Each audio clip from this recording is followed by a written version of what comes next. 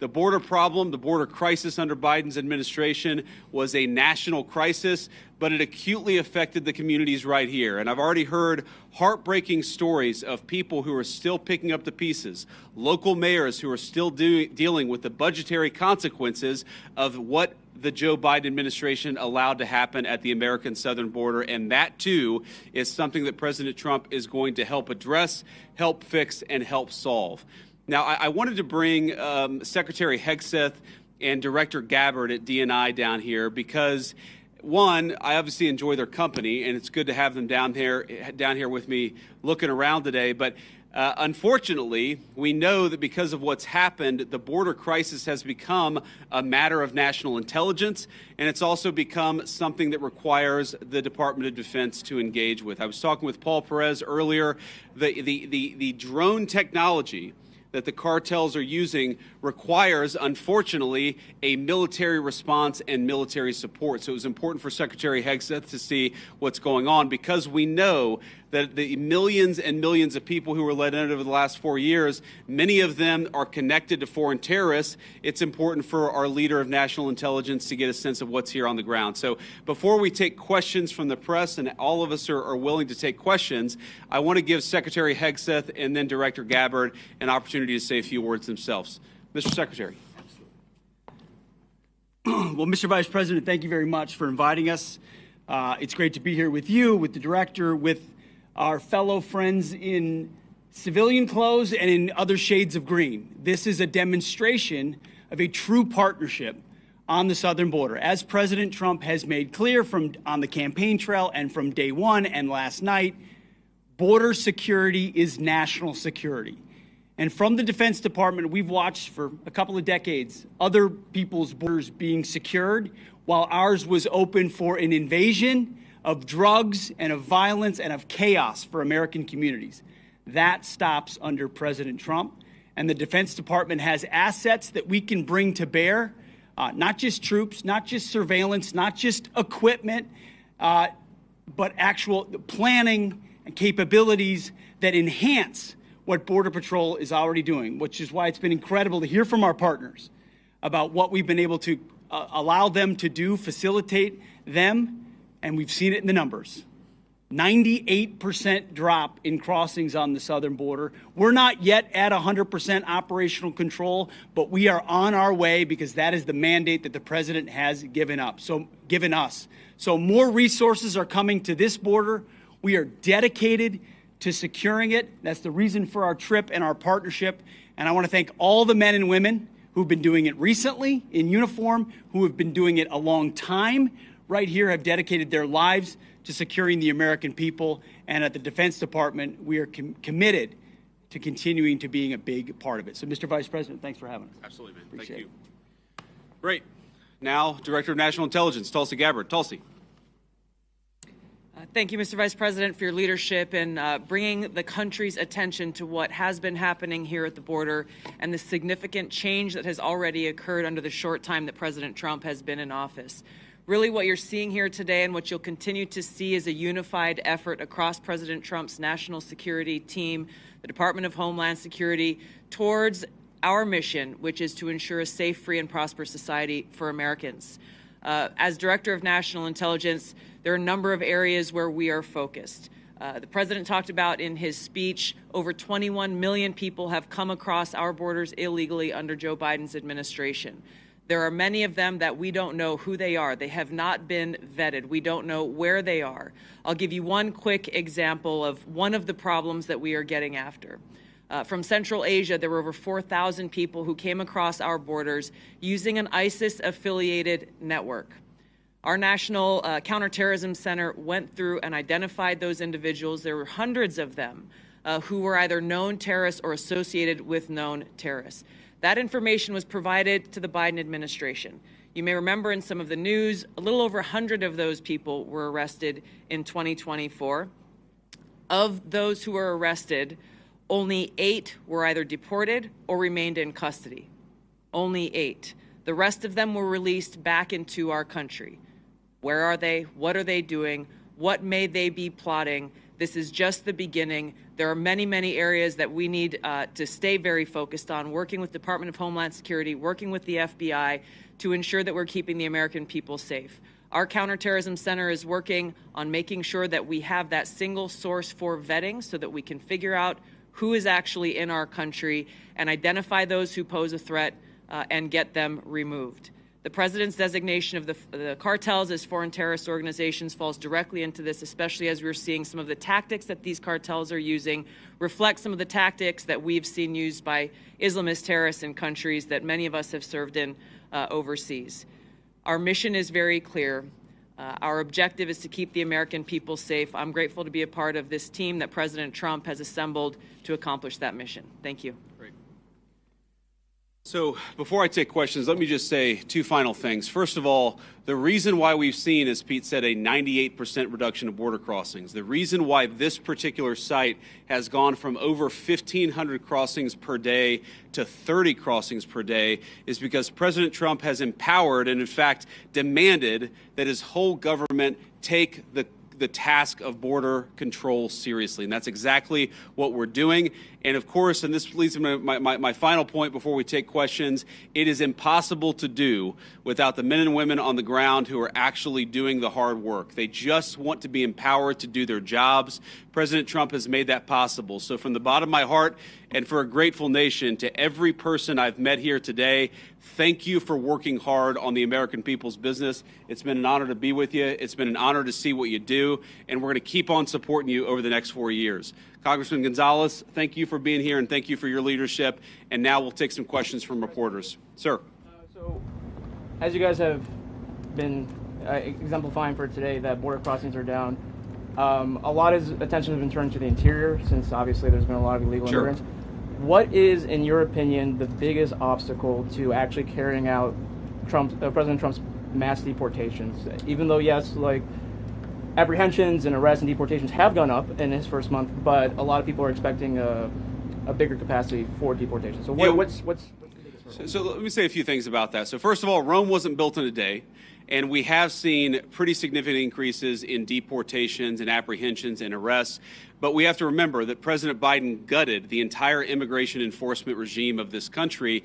We are trying to rebuild so that we actually empower people to enforce the immigration laws of the American people. It is common sense. It's what the American people want us to do.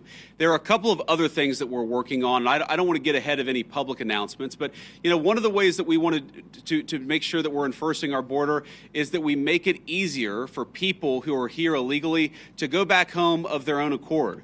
We don't want to have to go around and arrest every person, but we will enforce the American people's immigration laws. If you're here illegally, the message from our administration is you should go back home, and if you want to come to the United States, apply through the proper channels. That's an important thing that we're doing. And the final thing is this costs money. One of the most important parts of the president's reconciliation priorities is, of course, tax reform on the one hand, and on the other hand, making sure that we get proper resources so that we can pay for the flights, and we can pay for the detention centers, and we can pay for all the components necessary to ensure that we're re-migrating illegal immigrants back to their country of origin. I guarantee it is a part of the president's priorities. We'll keep on working on it. We've made a lot of progress, but we're going to keep on working on it over the remainder of the president's term. Yeah, go ahead. Mr. Vice President, I want to ask you about border wall and tariffs. But first, on the border wall, how do you and the president... Could you say your outlet, by the way, when you guys ask questions? Yeah, Reagan Reese, Daily Caller. Thank you.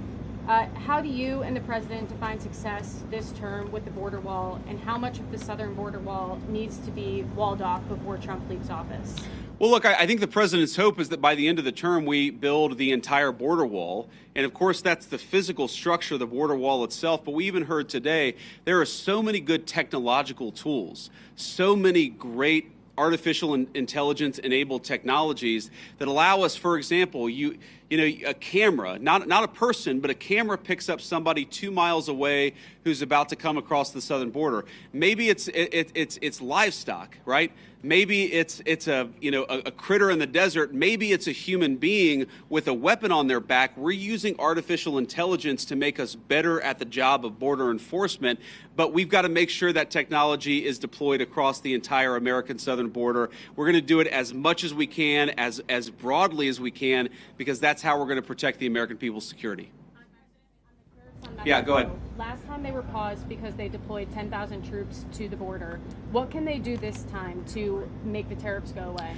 Well, what the president has said is we need a sustained commitment from the government of Mexico to take the job of border security seriously. Fentanyl is the single largest cause of death among young Americans, and we know that a substantial portion of it is, the precursors are made in China. They come to Mexico, they're manufactured in Mexico and brought across the border by the Mexican drug cartels.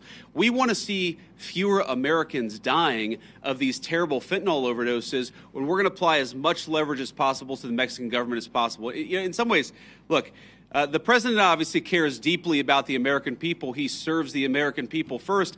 I actually think he's doing a huge favor to the people of Mexico, because if they don't get control of these cartels, the people of Mexico are going to wake up in a narco state where the cartels have more power than their own government. President Trump is trying to help. The Mexican government needs to take this issue of immigration enforcement seriously. In the back, yeah. Mr. Vice President, Ali Bradley, News Nation. So since the designation of the cartels as terrorists, does that give the United States the green light to go into Mexico and to strike them there? I mean, right now, obviously, they've struck in the Houthis in Yemen. So why not, when we've seen cross-border violence, go after them in Mexico? And then my second question is about a designation. I'll follow up on, please. Go ahead and ask the second question. Why isn't the Juarez/La Línea cartel designated when it's in one of the most deadliest places on the planet? Juarez has been designated as one of the deadliest cities. It's right across from El Paso. We've talked to community leaders. They say, we know Juarez cartel's operating in the U.S. and so are their affiliates. We don't even want to talk about it out loud, though, because then we'll put a target on our back. They're scared. Border Patrol even thought they were designated, but they're not. The State Department didn't tell me why. So on that, we're looking at additional organizations. Obviously, this is the determination of whether to determine a particular organization, a terrorist organization, is something that we consult with our leaders of the Department of Defense. We also consult with our friends in other governments. We maintain the optionality to designate further organizations, terrorist organizations, if we feel that we need to in order to protect the American people. And I think President Trump has made it very clear he's not going to be shy about designating some of these cartel organizations as terrorists if he thinks he has to protect the American people. Your first question was about American forces to strike. Oh, sorry. Yeah. So look, I'm not going to make any announcements about any invasions of Mexico here today. The president has a megaphone, and of course, he'll speak to these issues as he feels necessary. But what designating cartel organizations allows us to do is deploy the full resources of the United States military to engage in serious border enforcement. Of course, the president is going to make the determination about how we deploy those forces. But our hope is that Mexico takes this job seriously. We don't want to have negative relationships with the Mexican government. We want the Mexican government to help itself, but also in the process to help the American people by taking these organizations seriously. It's going to destabilize the entire country of Mexico, the entire government, if they don't take it more seriously. We're hopeful that they will. And if they don't, then of course, we'll figure out what to do from there. So, you just mentioned something about invasion of Mexico. Is there any talk or any thoughts about actually U.S. military forces going into Mexico? No. Next question. On tariffs, are any other industries other than automotive reaching out to you guys to carve out special deals? And did the automotive industry know this was coming before today? Well, a number of industries have reached out to us to ask us for exceptions to the tariffs, but I think the president's been very clear here that he wants the tariffs to apply broadly. He doesn't want to have 500 different industries getting 500 different carve-outs, and the way to avoid application of the tariffs is to have your factory and have your facility in the United States of America. That is the way. Invest in America. That is how you will avoid being penalized by these tariffs. Sir. Vice President, KSAT 12, John Paul Barajas. You've been talking about the improvements that your administration has done here with the crossings. Can you talk about the decline prior to President Trump taking office under the Biden administration? Well, I think like so many Americans, apparently members of the Mexican drug cartel figured out in November and December after the election that Joe Biden was asleep at the wheel and they had to be dealing with the then president-elect and now president. If you look at what drove the declines before the inauguration, people will tell you they knew that Donald Trump was coming back into office. They knew he was going to take border enforcement seriously. And so they were already getting ahead of actually cutting down those illegal crossing numbers. We saw that from the Mexican government, of course, because we were threatening some economic sanctions against them. But we also saw it from the cartels themselves. And even today, because, of course, it doesn't, it takes a little time to get from the deepest parts of Central America to the American southern border. What we often find is that there are massive numbers of illegal immigrants who have already started to make the trek and have decided, you know what, because Donald Trump's president, we're going to go back home. We heard today about a Honduran group of migrants who decided they're just going to go back home because they recognize that under Donald Trump's leadership, we take border enforcement seriously. Thank you all. Take care.